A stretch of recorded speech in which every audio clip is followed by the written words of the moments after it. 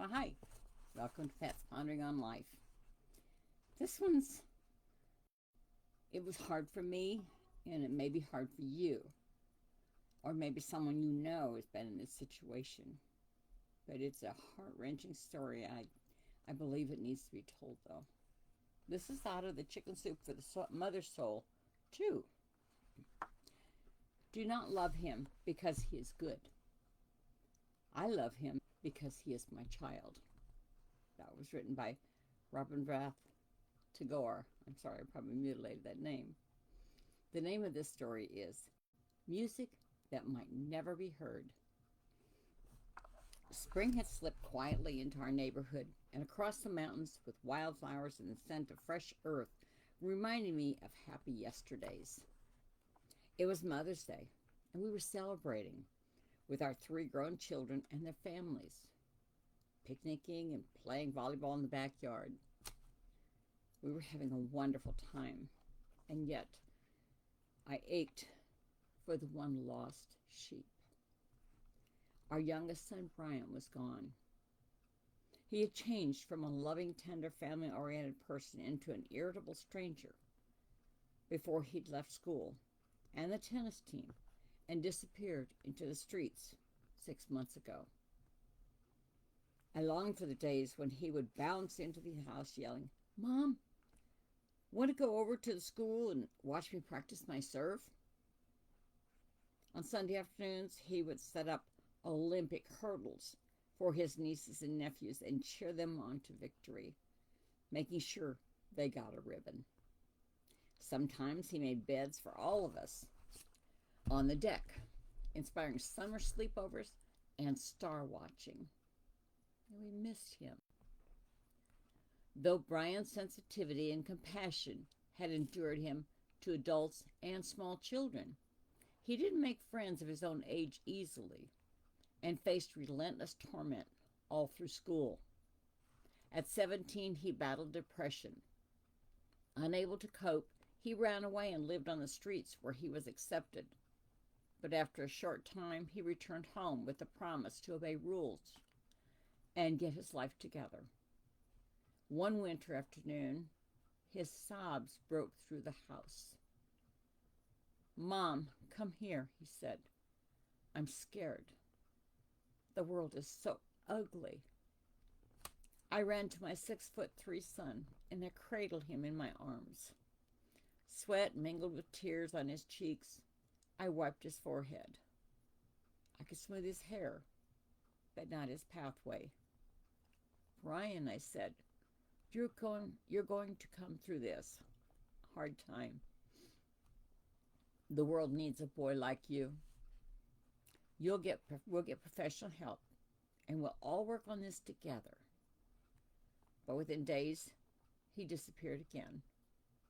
I knew when Brian was born I would have to give him up someday, but not like this. At 3, he had played outside, rain or shine, laughed up at the clouds, shoveled sunlight, built roads and tunnels for his trucks. And one morning he ran in breathless.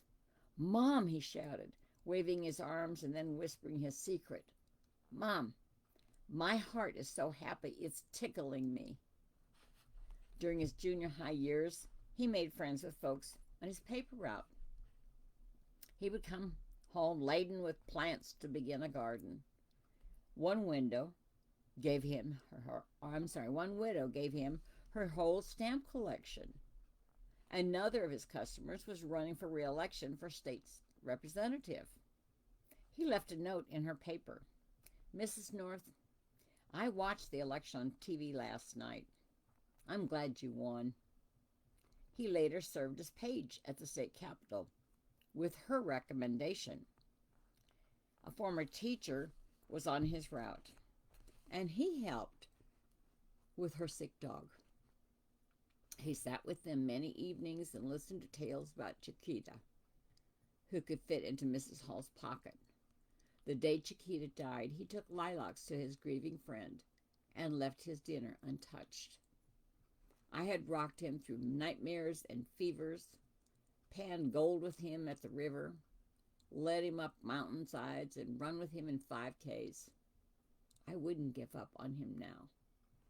I opened the door to his room, stung by the lingering trace of his familiar aftershave as the silence screamed at me.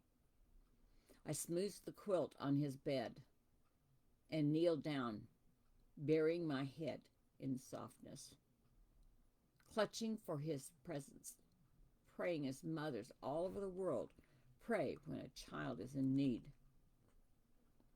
I grieved for the music in him that might never be heard, remembering his childhood notes, scrawled messages on paper, sailing under the bathroom door when I was bathing, his teenage knock on the wall to say good night after all the lights were out.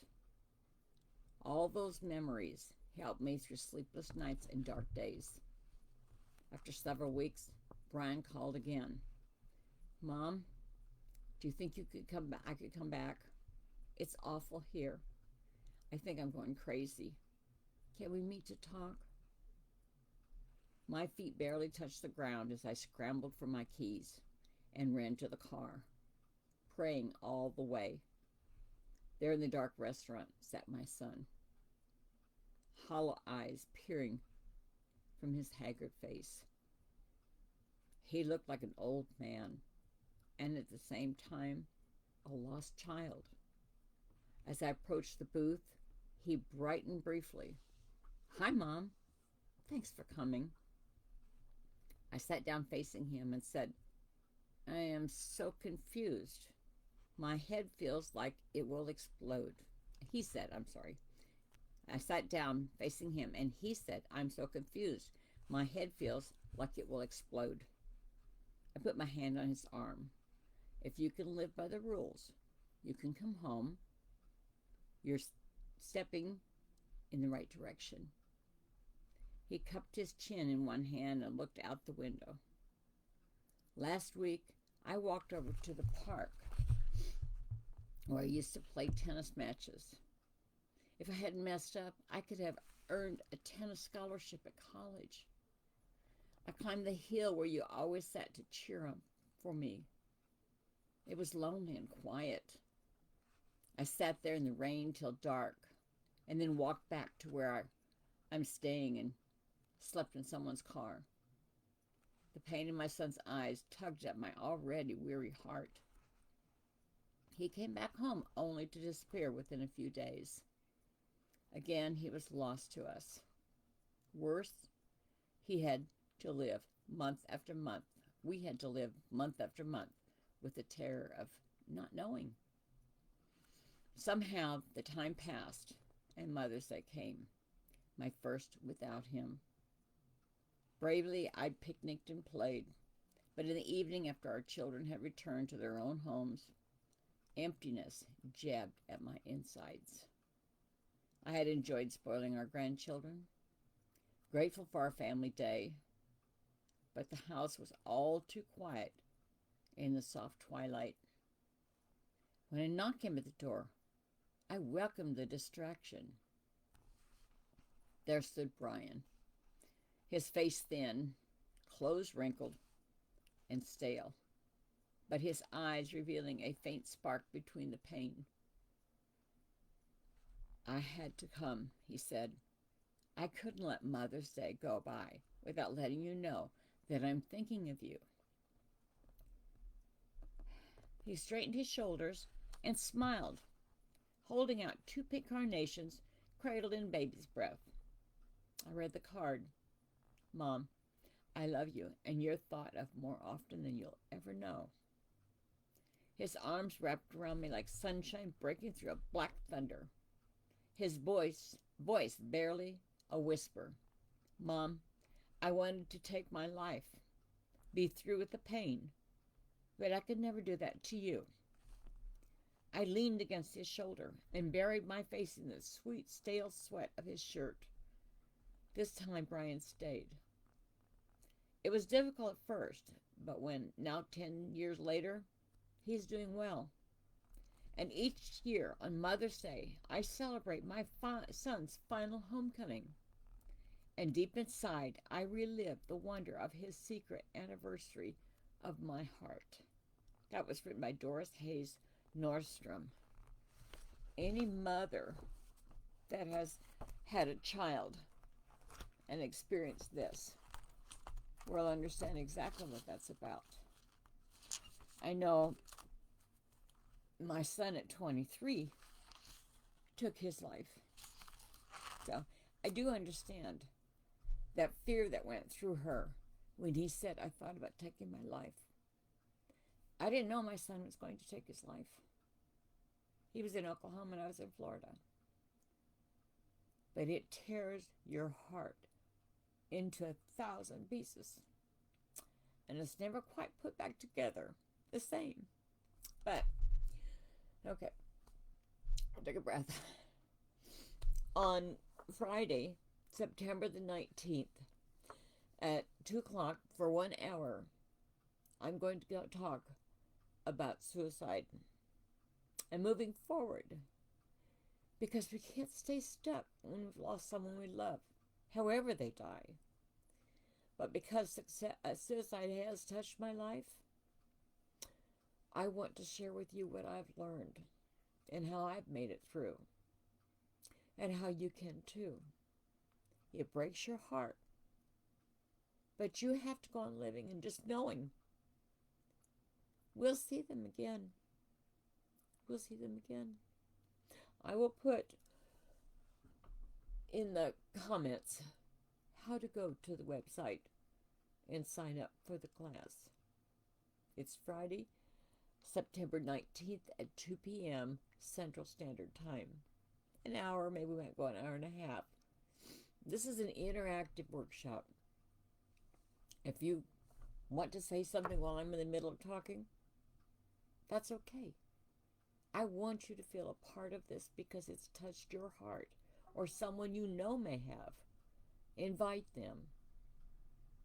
I think to grow, we have to share. It helps you, it helps me. In the meantime, love your children.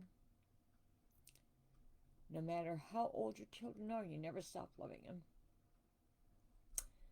On a better note, I hope you had a good Labor Day weekend. I know I did. I got to see classmates. I had friends stay the weekend. And it was very, very full of joy. So life is sweet and sour.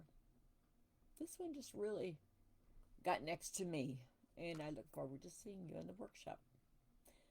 And that's Pat's Pondering for today. Bye for now.